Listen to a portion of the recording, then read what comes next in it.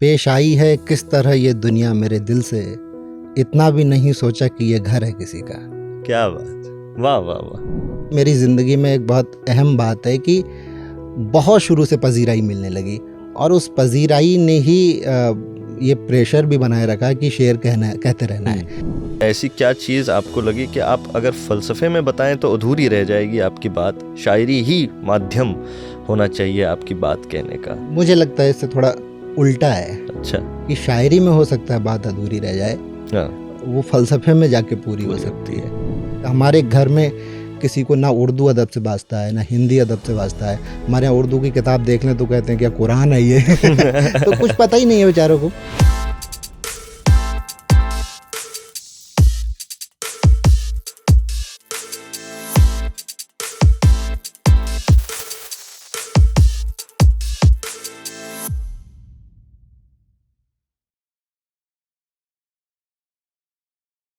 आदाब दोस्तों, आपकी खिदमत में एक बार फिर हम हाजिर हैं। आज के हमारे मेहमान हैं मोहतरम आशू मिश्रा साहब। बहुत बहुत खैर मकदम आपका और बहुत शुक्रिया आपने वक्त दिया। बहुत शुक्रिया फैसल भाई आपका और एकता फाउंडेशन का, जो मुझे इस अहम काम के लिए यहाँ बुलाया है आपने। नहीं, बहुत हम तो मतलब मैं तो ज़ाती तौर पे शुक्रगुजार हूँ और बहुत इस बात में दिलचस्पी तो रखता ही हूँ कि आपसे बातें हों और आपके बारे में कुछ चीज़ें पता चलें। और ये सवाल जवाब का सिलसिला हम थोड़ा मतलब करते रहेंगे, बातें होती रहेंगी। पहले तो ये बताइए कि आप आ कहाँ से रहे हैं, अभी कहाँ थे? मैं मालवीय नगर से दरअसल अभी आ रहा हूँ। कल हमारा यहाँ एक मुशायरा था। अच्छा। तो दिल्ली आना हुआ उस सिलसिले में और आपका फ़ोन भी आया हुआ था। अच्छा। तो एक साथ ये दो काम एक ठिकाने लग गए। हाँ, तो वही है हमारा जो हमने जिस मकसद से ये जो सीरीज़ शुरू की है उसमें हम यही चाहते हैं कि कुछ नौजवान शायरों से बातें हों, उनके बारे में लोगों को पता चले बतौर इंसान, और ये कि शायरी को लेकर और उनके तख्लीकी अमल को लेकर कुछ बातें सामने आए। तो उसी सिलसिले में सबसे पहला सवाल जो मैं आपसे हर शायर से ही करता हूँ कि अपनी ज़िंदगी के बारे में, क्या अभी तक का जो सफ़र रहा है उसके बारे में कुछ हमें बताइए कि कहाँ पैदाइश हुई और अभी तक क्या क्या सरगर्मी आ रही हैं। फैसल भाई, मेरी पैदाइश बदायूं में हुई। अच्छा। और बदायूं में मैंने 12th तक की जो पढ़ाई है मेरी वो बदायूं से हुई। उसके बाद मैं बरेली आ गया। अच्छा। तब से अब तक बरेली में ही हूँ। और बाकी ज़िंदगी में कोई बहुत ख़ास काम नहीं किए हैं। तो शायरी चल रही है। हाँ। और ज़रिए मास के लिए लिखना पढ़ना ही मेन तरीका है जिससे ये सब चलता है। बाकी बरेली में ही रहना होता है इन दिनों। अच्छा। बाकी प्रोग्राम्स के सिलसिले में दूसरे शहरों को भी देख लिया जाता है। हाँ, ये जो पढ़ाई जो है आपने 12th के बाद किन सब्जेक्ट्स क्या लिया आपने फिर? ये तो बहुत दिलचस्प एक बात है। मैं 12th के बाद आया बरेली। तो जो मेरा ग्रेजुएशन है वो कंप्यूटर साइंस से है। अच्छा। कंप्यूटर साइंस ग्रेजुएशन के बाद जब मैंने भी इंजीनियरिंग की है पहले। तो जब वो कंप्लीट हुआ तो हमारे घर की परिस्थितियां कुछ ऐसी थीं कि मैं नौकरी करने के लिए घर नहीं छोड़ सकता था। अच्छा। मुझे घर पे रहना ही था हर हालत में। तो फिर मैं 1 साल का गैप हुआ मेरा, उसके बाद मैं फ़िलासफ़ी की तरफ चला गया। अच्छा। तो जो मेरा मास्टर्स है वो फ़िलासफ़ी से है। अच्छा। उसके बाद मैंने नेट वेट किया और पीएचडी को सोचता रहा, लेकिन एक वो जो आलस है वो उधर अभी नहीं बढ़ पाया हूँ, लेकिन इंशाल्लाह जल्दी उधर कदम बढ़ाए जाएंगे। तो ये मास्टर्स आपने फ़िलासफ़ी में किया तो उसमें थीसिस वीसिस भी? हाँ, मतलब इतना थीसिस वगैरह का तो आप हमारे यहाँ इतना लेवल नहीं है ऊंचा का कॉलेजेस का, लेकिन हाँ इंटरेस्ट आने लगा था। और दरअसल जो एडमिशन था वो बहुत सोचा समझा हुआ नहीं था। अच्छा। कि जब 1 साल का गैप हो गया तो सोचा कि अब क्या करें। तो देखा कॉलेज जाके कि कहाँ सुविधाजनक एडमिशन मिल सकता है, तो वो फ़िलासफ़ी में मिला। लेकिन जब फ़िलासफ़ी में आ गए तो हमारे टीचर हैं एसी त्रिपाठी, बहुत शानदार टीचर हैं। तो उनसे जब मिलना जुलना हुआ तो फिर इधर रुख हो गया। तो 2 साल उसी की पढ़ाई चलती रही। तो ज़्यादातर क्या पढ़ते रहे? इंडियन फिलॉसफी इंडियन पढ़ते फिलोसफी रहे? ही ज़्यादा पसंद है। अच्छा, हाँ तो चारवाक और बौद्ध और ये सब। बिल्कुल। अच्छा, तो ये बहुत मुझे इस बात का इल्म नहीं था कि आपने फिलॉसफी में मैं मास्टर्स गोल्ड किया है। मेडलिस्ट हूँ। क्या बात है। फिर इस पे तो और हम बात तो करनी चाहिए, क्योंकि मैं भी बहुत इंटरेस्ट तो रखता हूँ इन सब चीज़ों में।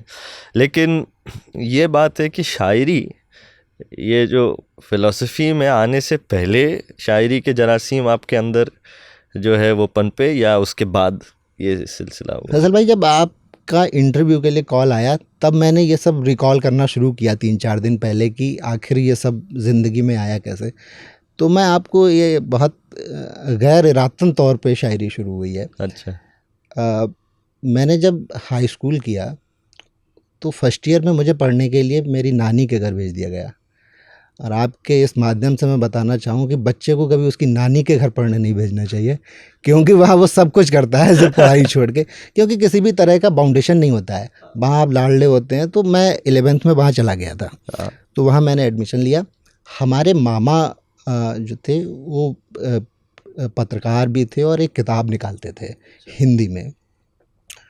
तो वो वहाँ से शिफ्ट हो गए थे, वो बरेली आ गए थे न्यूज़पेपर में नौकरी वगैरह के लिए। हाँ, तो उनकी किताबें बोरों में और अलमारियों में बंद वहाँ रखी हुई थी।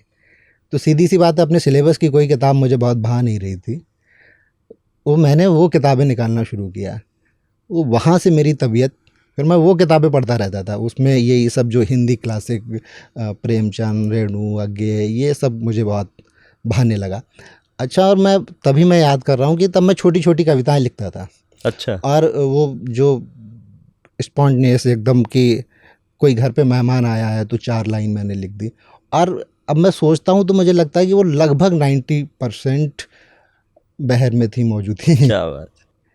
तो इस तरीके से 11th में वो रहा। तो सीधी सी बात है, 11th के बाद घर वालों को घर ही बुलाना पड़ा कि तो मैं फिर वापस आ गया। उसके बाद कोई ऐसा सिलसिला नहीं रहा। फिर मैं जब बरेली आया ग्रेजुएशन के लिए, तब मुशायरे होते थे बरेली में, हाँ, अब भी होते हैं। तो मुशायरे सुनने जाते थे, तो लगता था कि कुछ है अंदर, कुछ है अंदर, लेकिन वो बाहर नहीं आया था। हाँ, बाहर आने का सिलसिला, खुद से सीरियस लिखने का सिलसिला मैंने बहुत देर में शुरू किया। तो जो मेरा ग्रेजुएशन हुआ, ग्रेजुएशन के बाद 1 साल का गैप हुआ, जिसमें ये रहा कि अब क्या करना है आगे। तो उन दिनों 15 में 16 में जब ग्रेजुएशन शुरू हुआ और पीजी शुरू हुआ, तब तक फेसबुक ठीक ठाक चलने लगा था। तो फेसबुक पे मैं आया, तो जो मेरा पहली तख्लीक है वो हिंदी कविताएं हैं। अच्छा, मैं हिंदी में ये जो मेन स्ट्रीम कविताएं होती हैं, हाँ, ये मैं लिखता था। तो धीरे धीरे धीरे धीरे धीरे धीरे शेर की तरफ माइल हुआ, और मुझे लगा कि मैं इस विधा में ही अपने आप को ज़्यादा निखार सकता हूँ। तो मैं फिर शेर की तरफ आया। अच्छा। तो इसमें तो ये है कि आपने फ़लसफ़ा भी पढ़ा, और ये भी हो सकता था, क्योंकि शायरी में हम अक्सर शायरी और फ़लसफ़े का एक गहरा ताल्लुक़ तो रहता है। अब देखिए, गालिब जैसा शायर है हमारा, जिसके अंदर बहुत गहरा ऐसा महसूस होता है कि मुताला फ़लसफ़े कैसे लताफ़त बेकसाफ़त जलवा पैदा कर नहीं सकती, इस तरह के शेर भरे पड़े हैं। तो अब आप फ़लसफ़ा पढ़ रहे हैं, और आपने फिर लेकिन शायरी की तरफ जो है रुख बदला, तो आपको क्या, मतलब फ़लसफ़ा तो होता ही है शायरी में, लेकिन क्या फ़र्क बुनियादी महसूस होता है कि ऐसी क्या चीज़ आपको लगी कि आप अगर फ़लसफ़े में बताएं तो अधूरी रह जाएगी आपकी बात, शायरी ही माध्यम होना चाहिए आपकी बात कहने का? मुझे लगता है इससे थोड़ा उल्टा है अच्छा, कि शायरी में हो सकता है बात अधूरी रह जाए, हाँ, वो फ़लसफ़े में जाके पूरी हो पूरी सकती होती है। अगर आप सिलेबस के नज़रिए से देखें या किताबों के नज़रिए से देखें, फॉर्म के तरीके से कि आपके पास 2 मिसरे हैं, उनमें आपने एक बात कही है, तो सीधी बात है, हमें कोई फारूकी साहब जैसा आदमी चाहिए फिर उसके लिए करने के लिए। जबकि आप जब फ़लसफ़ा पढ़ रहे होते हैं तो सीधे सब एक्सप्लेनेशन के तौर पे पूरी लंबी लंबी थीसिस होती हैं। तो शायरी में जो फ़लसफ़े का जो मेन काम लगता है मुझे, वो यही है कि आपने जो फ़लसफ़ा पढ़ा है उसको आप कैसे 2 मिसरों में कैद कर सकते हाँ, हैं। इस तरफ से मैं इसको उल्टी तरफ से देखता हूँ अच्छा, कि फ़लसफ़ा पढ़ने के बाद शायरी में ये काम होता है। अच्छा, और बाकी तो मुझे लगता है कि हर शेर का ही एक फ़लसफ़ा होता है। अगर उस बातों के लिए कहा जाए तो हर शेर का एक फ़लसफ़ा हाँ। होता है, उसके लिए फ़लसफ़ा पढ़ना भी बहुत ज़रूरी नहीं है। बिल्कुल। यही मैं मतलब मुझे लग रहा है सही तरीके से इसका जवाब अभी नहीं दे पाया हूँ। हाँ, मतलब वो एक अपने अंदर इन सवालों के जवाब तलाश चलते करने रहते की हैं। जो तलब है वो जी। तो चलती रहती है, बिल्कुल। तो ये हुई बात आपकी, एक तरह से शेरी सफ़र की बात हुई। तो इसमें अब ये अगर मैं आपसे पूछूं कि आपको अगर याद हो कि पहला शेर जो आपने कहा हो और जिससे आपको महसूस हुआ कि हाँ, मेरे अंदर कोई ऐसी बात है कि जो शेर, जिसको मुझे शेर की फॉर्म में कहना चाहिए, और वो जब आ गया तो आपको लगा कि कुछ कुछ कहा, मैं पहली बार जब आपको ऐसा महसूस हुआ। तो जब मैं आपको बता रहा था कि मैं हिंदी में कविताएं लिखता था, 2016 की बात होगी ये।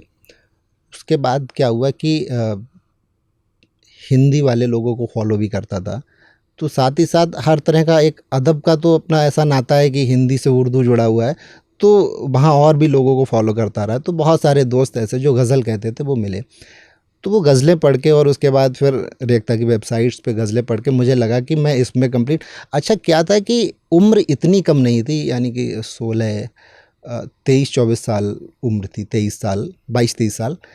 तो मुझे ये तो पता था कि इसका कुछ ग्रामर होता है, ये सीख के ही ये काम हो सकता है।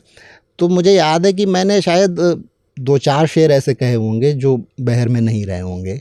उसके बाद मैंने अरूज़ भी पहले सीखा, ज़बान भी पहले सीखी, रस्मुल ख़त वगैरह। तो 17 में मैंने पहला शेर कहा।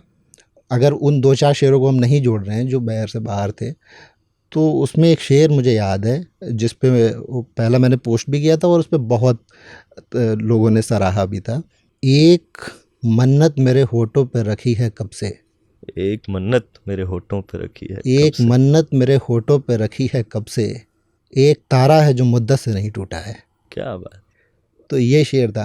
हाँ, क्या तो इस बात पे है। जब पजीराई मिली, अच्छा ये तो बिल्कुल ही मेरी ज़िंदगी में एक बहुत अहम बात है कि बहुत शुरू से पजीराई मिलने लगी, और उस पजीराई ने ही ये प्रेशर भी बनाए रखा कि शेर कहते रहना है, क्योंकि मेरी तबीयत बहुत बेतरतीब है और हर शायर की ही होती है। तो कई बार ख्याल आता है कि क्या कुछ मज़ा नहीं आ रहा है इसमें। तो लेकिन पजीराई बहुत कहीं ना कहीं मुझे लगता है कि बहुत फ़ायदा पहुंचाती है इस चीज़ के लिए कि आप जो काम कर रहे हैं उसको कुछ ऐसे अहम लोग अगर रेट करते हैं तो आपको अच्छा लगता है। तो इसमें ये बात जो आपने की कि आपने पोस्ट किया था, तो इससे ये जो आज के पुराने दौर में जिस तरह शायरी लोगों तक पहुंचती थी और आज जिस तरह पहुंचती है, बहुत फ़र्क है। और उसमें सोशल मीडिया का जाहिर सी बात है एक बहुत अहम किरदार है, और हम सब लोग जो देखते हैं आज वो एक ज़रिया है लोगों तक अपने शेर पहुंचाने का। तो आपको सोशल मीडिया के हवाले से अगर सवाल पूछूं कि आपको क्या लगता है कि कितना उसका रोल है या किरदार है शायरी की फ़रोग के लिए, और क्या उसके कोई मनफी असरात भी आपको महसूस होते हैं कि आज के दौर में सोशल मीडिया और अदब और शायरी बहसियत शायर, इसका रिश्ता आप किस तरह से देखते हैं इस रिश्ते को? फैसल भाई, मैं ये सोचता हूँ कि जब भी कोई बदलाव आता है उसके दोनों तरह के असरात आते हैं, पॉजिटिव भी नेगेटिव भी। लेकिन मैंने जो महसूस किया अपने लिए बता सकता हूँ, तो वो 70-80% पॉजिटिव है, 20% नेगेटिव है। पॉजिटिव का मतलब आप ये समझिए कि मैं बरेली में बैठा हुआ हूँ, सोशल मीडिया चला रहा हूँ, और ये 17 की बात है। मैं उसी फेसबुक पे इफ्तिखार आरिफ को पढ़ रहा हूँ, बिल्कुल, अख्तर उस्मान को पढ़ रहा हूँ, ज़फ़र इकबाल को पढ़ रहा हूँ। तो ये तो एक लॉटरी है, बिल्कुल सही बात। ये एक लॉटरी है। अब ये जो इसकी दिक्कत है, जो हमारे, अब हम खुद ही नए हैं लेकिन हमसे भी नए लोग आ गए हैं। मसला ये है कि हम लोगों ने, जो हमारी अभी जनरेशन भी कहना ठीक नहीं होगा, हम जो नए लोग हैं, इन्होंने जो काम शुरू किया, ये किताबें पहले पढ़ी उसके बाद शेर कहा। हम वीडियो देख के शायर नहीं बने।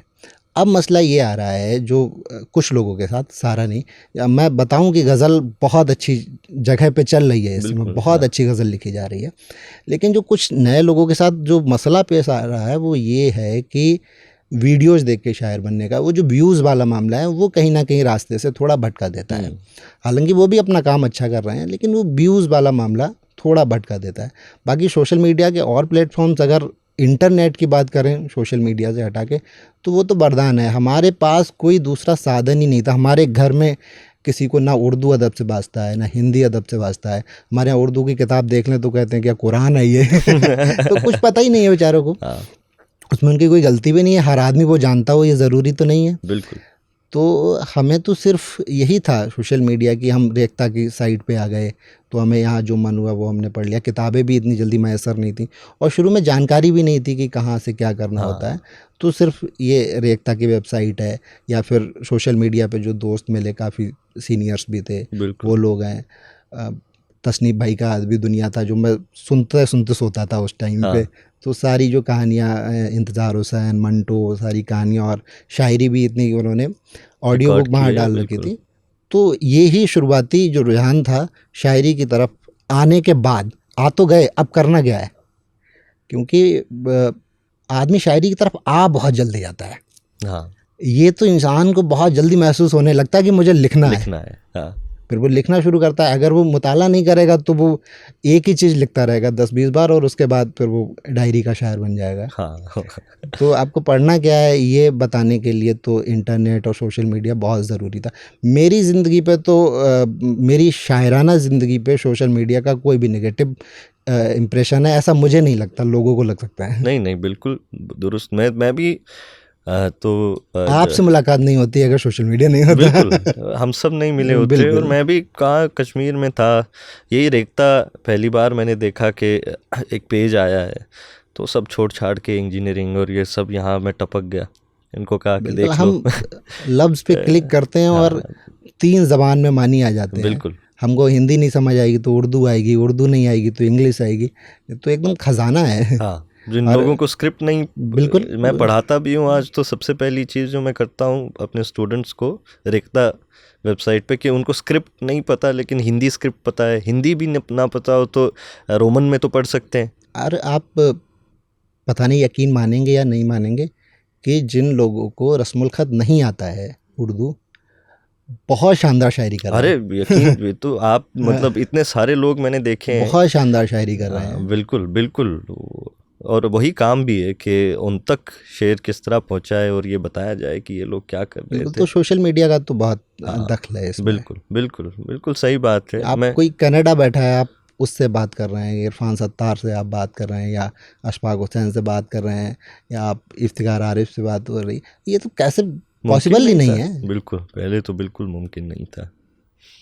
हाँ, तो आगे बढ़ते हैं। और एक सवाल थोड़ा हटके कि ये भी मैं पूछता हूँ कि मतलब शायरी से परे, शेर व शायरी तो पढ़ते ही हैं, और उससे परे आप क्या पढ़ने देखने में दिलचस्पी रखते हैं? मतलब और भी आर्ट फॉर्म्स हैं या और नॉन फिक्शन है, या जैसे आपने कहा फ़लसफ़ा तो चलिए आपका अब वो एक तालीमी सिलसिला उसके साथ रहा, और क्या पढ़ते हैं और क्या देखते हैं? तो जो शुरुआत मेरी 11th में मैंने बताया कि नॉवेल से हुई, तो नॉवेल ही ख़ास तौर पे पसंद है, और मैं हिंदी में ज़्यादा पढ़ता हूँ। क्योंकि उर्दू पढ़ना आता है लेकिन वो पढ़ना अभी उतना रवा नहीं है, तो लेकिन अब सब कुछ तो उपलब्ध है हिंदी में ही, तो नॉवेल्स खासकर सबसे ज़्यादा पढ़ता हूँ। अच्छा। उसमें रशियन लिटरेचर भी है और हिंदी का तो है ही है। मूवीज़ बहुत देखता हूँ और मेमोरी बहुत ख़राब हो रखी है, तो नाम नहीं याद रहते। अच्छा। मतलब कई बार वो मूवी दोबारा लगा देता हूँ और जब वो 10 मिनट निकल जाती है तब याद आता है। मैं रोज़ लगता है मुझे एक मूवी देखता हूँ। आपके पसंदीदा अगर मैं पूछूं कि डायरेक्टर, एक्टर से परे मैं डायरेक्टर पूछूं, तो सबसे अच्छा डायरेक्टर कौन लगता है आपको? मैं इंडियन ही पहले बताता हूँ आपको कि पुराने लोगों में तो जो श्याम बेनेगल और इस तरह के लोग हैं वो तो हैं। मैं बिल्कुल नए की बात करता हूँ जिससे कि लोग ज़्यादा उससे रिलेट हो पाए। तो सूजे सरकार का मुझे काम बिल्कुल बहुत अच्छा लगता है। तिग्मांशु धूलिया ने बहुत कम काम किया है, लेकिन मुझे तिग्मांशु धूलिया का काम बहुत बढ़िया। पसंद है। मतलब मुझे सबसे ज़्यादा काम पसंद है तिग्मांशु धूलिया की। पान सिंह तोमर और दिल से में भी जो भी असिस्टेंट डायरेक्शन था, दिल से मेरी पसंदीदा हाँ, मूवी है। वो तो मणिरत्नम साहब का जो तो- डायरेक्शन है, क्या बात। तो तिग्मांशु धूलिया का काम मुझे बहुत पसंद है। विशाल भारद्वाज, मकबूल जैसा काम है। तो बिल्कुल। ये 3-4 लोग हैं। हाँ। और नॉवेलिस्ट कौन आपके पसंद है, रूसी अगर बात करें? तो और हिंदी दोस्तोयेवस्की का क्राइम एंड पनिशमेंट मेरा सबसे ज़्यादा पसंदीदा नावल है। हिंदी में क्लासिक ज़्यादा पसंद है, जैसे कि अब रिलेटेबल होना मुझे बहुत अच्छा लगता है शायरी में, मीर की तरह। हाँ। तो प्रेमचंद मुझे सबसे ज़्यादा पसंद है। अच्छा। कि आप कोई भी किताब उठाएं, कहीं ना कहीं आप आज भी, कोई ज़माना नहीं चेंज हुआ है। उसके बाद के लोगों में मनोहर श्याम जोशी का बहुत अच्छा मुझे नॉवेल लगता है, और आगे हैं राही मासूम रजा। हाँ, ये लोग बहुत पसंद है। बिल्कुल। और ये नए लोगों को बहुत पढ़ता हूँ शायरी, अपने जो हम हंस रहे हैं। वो ज़रूरी भी है। हाँ, क्योंकि पुरानी शायरी तो अब लगभग पढ़ ही चुके होते हैं। हाँ, मतलब कि अब बहुत क्लासिक गालिब मीर को तो आप बार बार पढ़ने जाते हैं, लेकिन बाकी शायरों को आप पढ़ के आप कितनी बार पढ़ेंगे आखिर। बिल्कुल। शायरी से तो फिर बोरियत होने लगती है। लेकिन नए लोगों को पढ़ना बहुत पसंद है, हाँ, क्योंकि उससे पता चलता है कि अभी लोग क्या कह रहे हैं। बिल्कुल। आप क्या कह रहे हैं और लोग क्या कह रहे हैं। बिल्कुल। उसमें चूंकि आपने क्लासिकी अदब की बात की, एक चीज़ जो मैंने वो कहा जा सकता है कि जॉन एलिया के आने के बाद वो एक शायरी ने एक अलग रुख, जिसमें आज का दौर भी इस तरह का है, हर तरफ आमारी चल रही है और सब कुछ चल रहा है, लेकिन हमारे क्लासिकी अदब में शायरी में एक और पहलू था जिसमें कि मज़े के शेर कहे जाते थे और उनकी एक अहमियत थी, और आज बहुत कम नज़र आता है। लेकिन आप में और कुछ अहबाब हैं, चिराग हैं, ऐसा आपके यहाँ वो चीज़ें थोड़ी थोड़ी नज़र आती हैं। तो मैं ये आपसे पूछना चाहता था कि आप जब इस तरह के शेर कहते हैं, क्योंकि बहुत लोगों से मैं बात करता हूँ वो कहते हैं कि अब कोई तुक नहीं है या जो भी है, लेकिन मैं आपसे ये जानना चाहता हूँ कि आपको क्या महसूस होता है कि आप इस तरह के शेर कहना क्यों ज़रूरी है? मुझे लगता है कि इसके लिए सबसे ज़रूरी बात तो ये है कि आप शायरी को मानते क्या हैं। बिल्कुल। हाँ, कि आप शायरी को कोई मूर्ति मानते हैं कि इसकी पूजा करनी है या क्या करना है। तो जब मीर मज़े के शेर कह सकते हैं, तो हम क्यों नहीं कह सकते। क्या बात। तो बात ये, अब मुझे पता नहीं आप मज़े का शेर कह किस चीज़ को रहे हैं। हाँ, ये जैसे दाग के यहाँ मिलते हैं बहुत कि सारे। बिल्कुल। अगर ना आग लगा दूं तो दाग नाम नहीं। हाँ, तो मुझे तो मैं दूसरे के लिए, मतलब मैं बहुत शेर कहते पे सोचता नहीं हूँ हाँ, दूसरे के बारे में। मुझे पता नहीं किसका कॉल है कि अच्छे शेर पे हंसी भी आ सकती है। बिल्कुल। अब शारी कैफी के यहाँ देखिए आप, ऐसा ऐसा मज़े का शेर मिल जाएगा आपको। बिल्कुल। तो मुझे तो ऐसे शेर कहना बहुत अच्छा लगता है जिसमें थोड़ा चंचलपन हो। हाँ, तो मुझे तो बहुत मज़ा आता है। बिल्कुल। और मज़ा वो भी एक इंसानी जज्बा है। बिल्कुल। और आप उसको बिल्कुल नज़रअंदाज अगर करें तो अजीब सी बात है कि अधूरा आदमी है ना, फिर आदमी हंसता भी है चाहे कितने भी दुख हो। बिल्कुल, मुझे आदमी तो बहुत हंसता है, मज़ा आदमी आता है बिल्कुल। ऐसे शेर कहने में। मुझे याद नहीं आ रहा कोई अपना मज़े का शेर। कोई नहीं, आगे आएगा तो हम बिल्कुल उसको देखते हैं, कुछ कुछ याद आ जाए तो बहुत अच्छा भी रहेगा। एक आखिरी सवाल मैं आपसे पूछना चाहता हूँ, वो तख्लीकी अमल के बारे में ही है कि आप जब शेर कहते हैं तो ये हर शायर से मैं पूछता हूँ कि मैं जानना चाहता हूँ कि आपके जो क्रिएटिव प्रोसेस है, मतलब जो हमारी पुरानी बहस है आबूर दामद और ये सब होता रहता है कि शेर आता है कहीं से या हम मुशाहिदे से जो है शेर कह रहे हैं उसमें सन्नाई है और ये सब है, तो आपका पर्सनल ज़ाती तौर पे जब आपका क्या क्रिएटिव प्रोसेस है? फैसल भाई, मुझे पर्सनली तौर पे नहीं लगता आमद जैसा, मेरा कुछ मानना नहीं कि आमद जैसा कुछ होता है। अगर मेरे शेर में ब्राज़ील के किसी ऐसे गांव का नाम आ जाए जो मैंने कभी सुना नहीं है, तो मैं मान सकता हूँ कि ये कोई एक दैवीय कृपा हुई है मेरे ऊपर कि ऐसा काम हो गया है। मैंने हर चीज़ वही कही है जो मुझे पहले से पता थी या मैं सोचता था या जानता था। तो ये आमद कैसे है मुझे नहीं पता। हाँ, पहले शेर को लेके एक ये बात हो सकती है किसी भी गज़ल के, जो हम पहला शेर कहते हैं, लेकिन शेर कहने का मूड बनाते हैं ना, हाँ। शेर कहने का मूड बनाने का मतलब है कि हम अपने दिमाग को एक खला में छोड़ते हैं कुछ लाने के लिए। हाँ। तो वो खला में जाके वही चीज़ लाता है जो हमने पढ़ी हुई होती है, सुनी हुई होती है, और पहला शेर आ गया। उसके बाद तो आपने काफिया पकड़ना है। काफिया पकड़ने के बाद तो कोई बहुत ही नहीं कहना चाहिए, कोई बददिमाग आदमी कहेगा कि ये आमद है। काफिया आपने पकड़ लिया है, अब तो आपको चारों तरफ सजाना है उसको। आप तो अपने अपने साथ खेल रहे हैं कि इसमें मुझे क्या फिट करना है। बिल्कुल, फॉर्म ने आपको बिल्कुल, फिर बहुत चीज़ें दे दी। बिल्कुल आपने एक बहर मिल गई आपको। और पहले शेर को लेके ये है कि जो मुझे लगता है बहस होनी चाहिए आमद की और गैर आमद की। तो एक शेर याद आया शाहिद माकली का, सदाए कुन में इरादे का दखल होता है, सुखन को गैर शऊरी नहीं समझता मैं। क्या बात है, क्या बात है, वाह। सदाए कुन में इरादे का दखल होता है, सुखन को गैर शऊरी नहीं समझता मैं।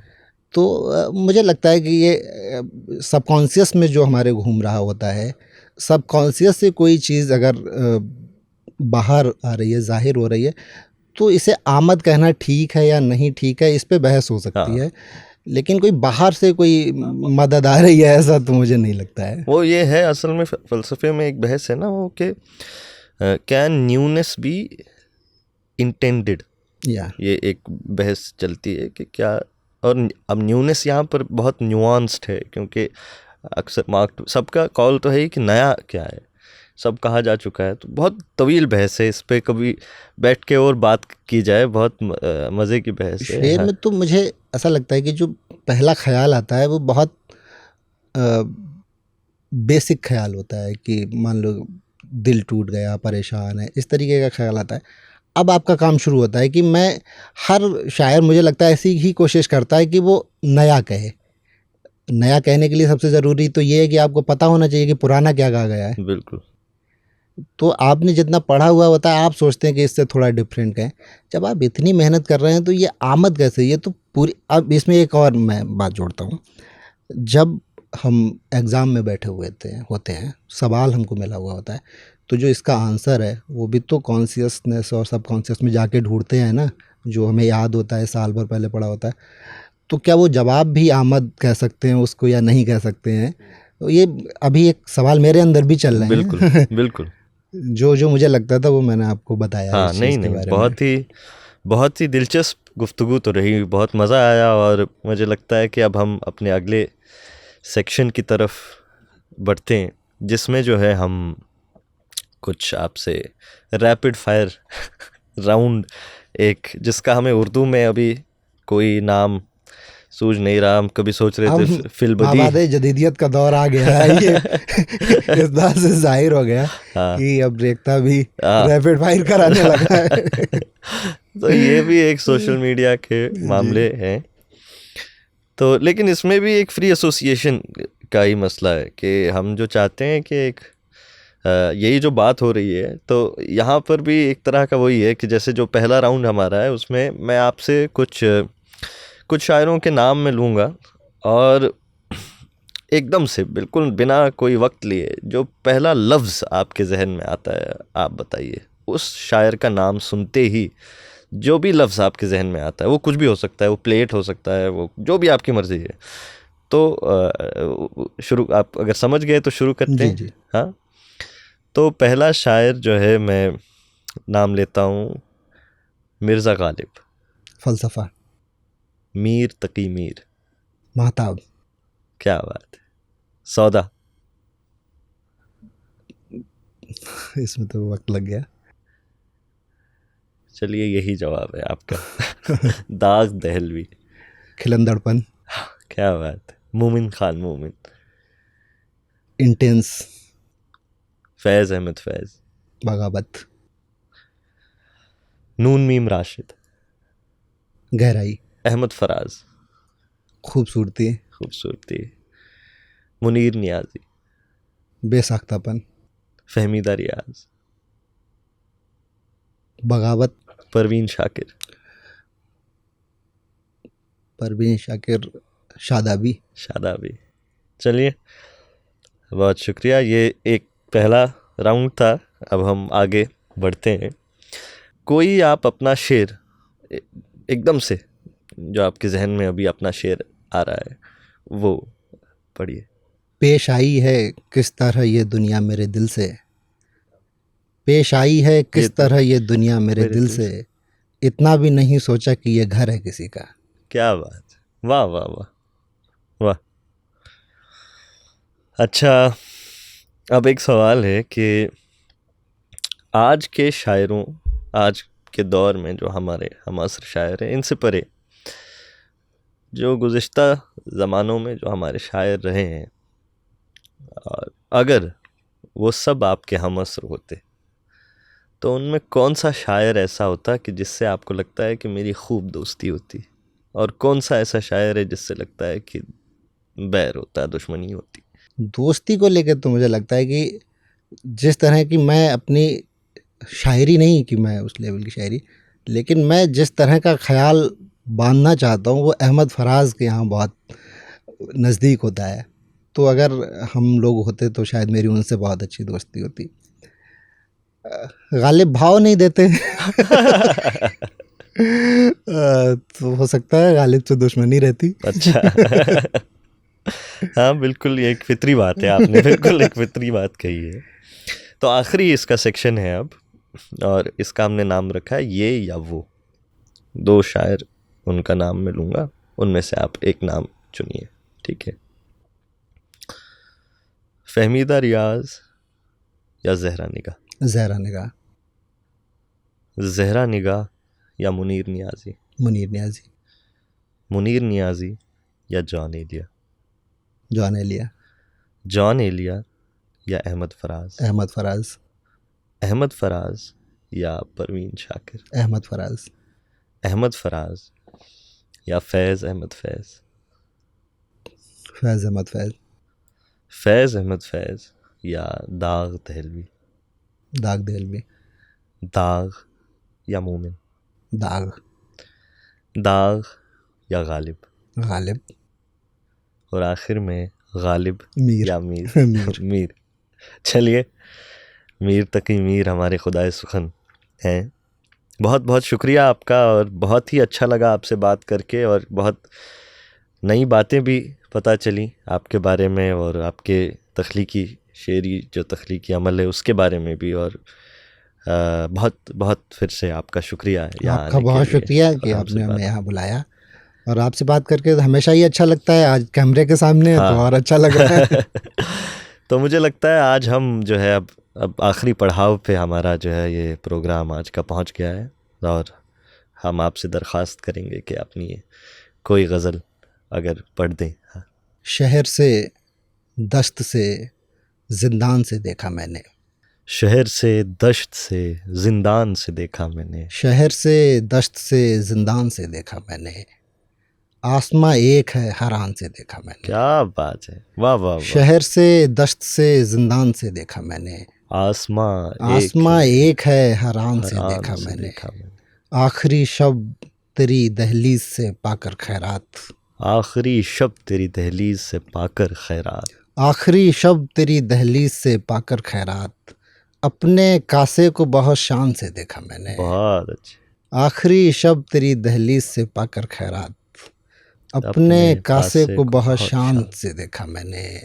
एक दिन बाप की सूरत नजर आई मुझको, एक दिन बाप की सूरत नजर आई मुझको, एक दिन बाप की सूरत नजर आई मुझको, एक दिन आईने को ध्यान से देखा बहुत मैंने। अच्छे, बहुत अच्छे, क्या एक बात। दिन बाप की सूरत नजर आई मुझको, एक दिन आईने को ध्यान से देखा मैंने।